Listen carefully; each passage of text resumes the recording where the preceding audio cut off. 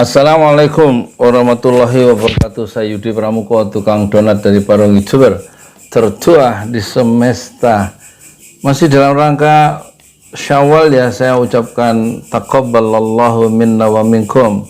Mohon maaf lahir batin ya. Semoga Allah menerima amal-amal kita semua. Beberapa saat yang lalu Pak Jokowi mengatakan ya di depan peserta Rakernas Projo, yaitu pendukung Projo Pro Jokowi, itu mengatakan dia mengingatkan jangan kesusu untuk mendukung calon presiden ya, untuk bertarung 2024 ya. Meskipun orang yang didukung itu ada di ruang ini, maksudnya Ganjar Pranowo itu. Dan kita fokus katanya menyelesaikan ya masalah-masalah kita yang masih ada 20 bulan terakhir. Dan itu tampaknya ucapan itu menarik ya. Ojo kesusu itu bahasa Jawa, artinya jangan tergesa-gesa untuk menentukan calon presiden yang didukung oleh Pak Jokowi, kira-kira gitu ya. Kan isunya adalah Ganjar dan Erick Thohir. Jadi ojo kesusu, jangan tergesa-gesa. Sebenarnya dalam Islam itu ada pekerjaan 5 hal yang harus dikerjakan dengan tergesa-gesa, yang harus cepat dilakukan ya. Jangan ditunda-tunda. 1, pertama ya, ada anak gadis cepat dinikahkan ya. Kalau sudah ada jodohnya jangan ditunda-tunda, harus cepat ya. Harus tergesa-gesa. Apa istilahnya? Jangan ditunda-tunda ya. Yang kedua, kalau ada tamu, ada musafir, itu harus cepat dikasih minum ya. Yang datang ke rumah kita, tamu itu harus jangan ngobrol, kasih minum dulu. Harus cepat dilakukan. Terus yang ketiga, kalau ketiga ada mayit ya, ada mayit cepat dikuburkan ya, tuh cepat dikuburkan. Terus yang jangan ditunda-tunda, jangan nunggu saudaranya pulang dari Amerika, nunggu mayit itu datang saudaranya dari mana-mana baru cepat langsung dikuburkan ya, lebih cepat lebih baik kan gitu ya. Terus yang keempat itu kalau ada hutang ya, cepat dibayar. Nah ini persoalan kita.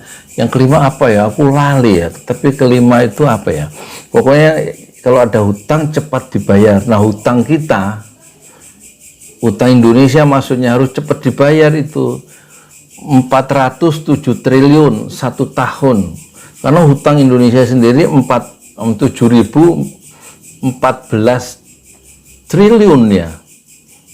Itu yang tercatat, kata di DJ Rabine sih hutang kita lebih dari 10.000 triliun katanya, dia punya hitungan sendiri. Kalau nggak percaya tanya aja Didik DJ Rabine itu ya. Jadi harus diselesaikan masalah-masalah bangsa, itu banyak masalah bangsa ini ya. Pertama tenaga kerja asing Tiongkok yang membanjir, yang kata Sutioso kemarin, saya jamin mereka itu tidak akan pulang ke negerinya, dan itu menjadi ancaman nanti.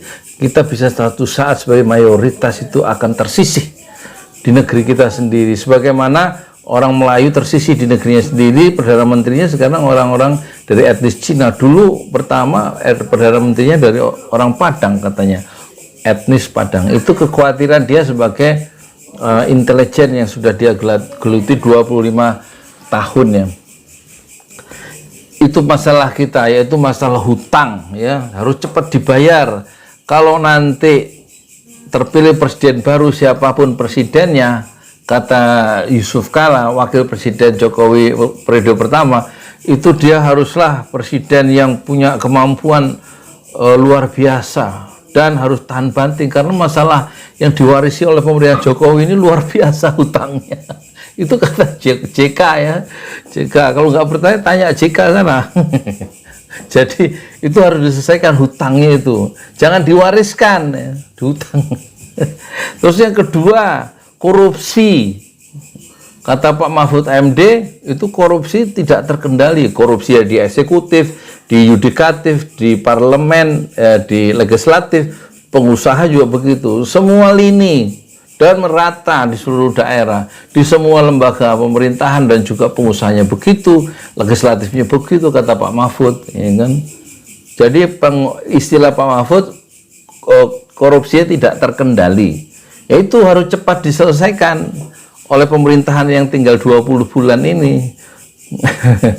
Terus apalagi bangsa yang terbelah itu, ada kadrun, ada cebong, ada kampret, dan isu-isu radikal, Islamfobia yang kata AN Masardi, Adi M Masardi waktu diwawancari Hersu Beno Arif, itu Islamfobia dimulai dengan Pilkada Jakarta tahun 2017 ya kan.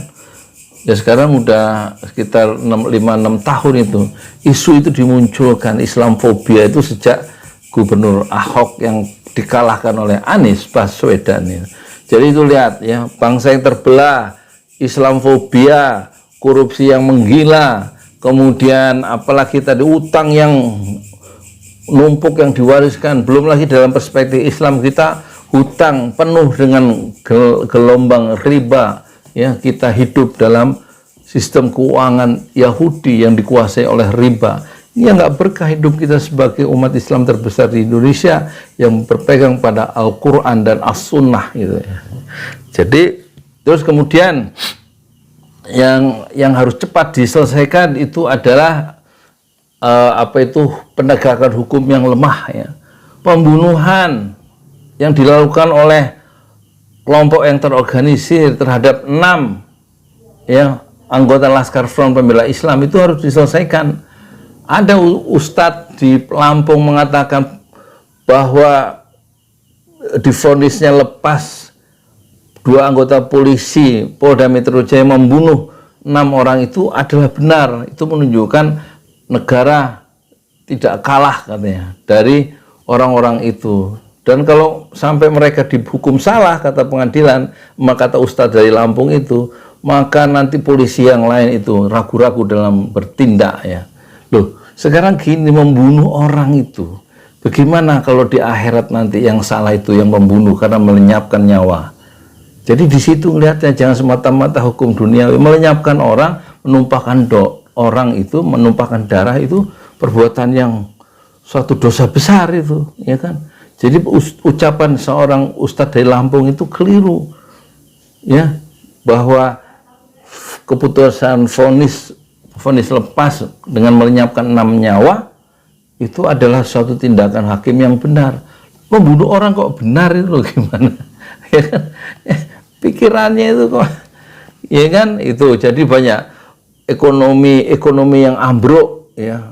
Harga minyak goreng nggak turun-turun ya kan, daya beli melemah, ekonomi tidak tumbuh sebagaimana janji meroket itu harus cepat diselesaikan. Sejahtera bagaimana, terus penguasaan oligarki yang hampir di semua lini menguasai ya, mengijon pemimpin-pemimpin baru yang akan naik untuk masuk ke level legislatif dan lain-lain, itu kan semuanya pakai uang termasuk level presiden ya nanti tahun 2024. Nah itu bagaimana itu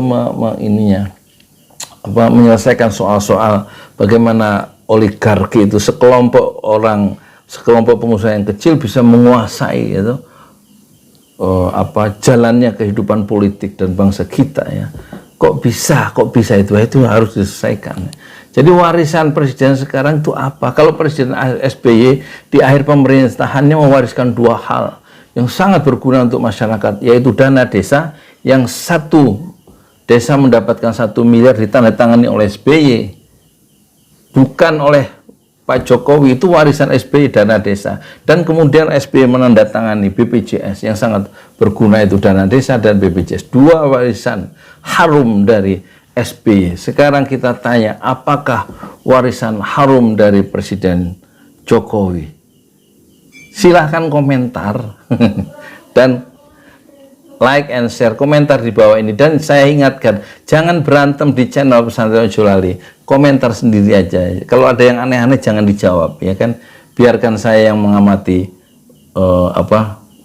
ide yang aneh-aneh, nggak usah saling menjawab. Jangan berantem di channel Pesantren Ojo Lali. Saya Yudi Pramuko, tukang donat dari Parung, YouTuber tertua di semesta. Fasbir sombron jamilah, bersabarlah dengan kesabaran yang indah. Assalamualaikum warahmatullahi wabarakatuh.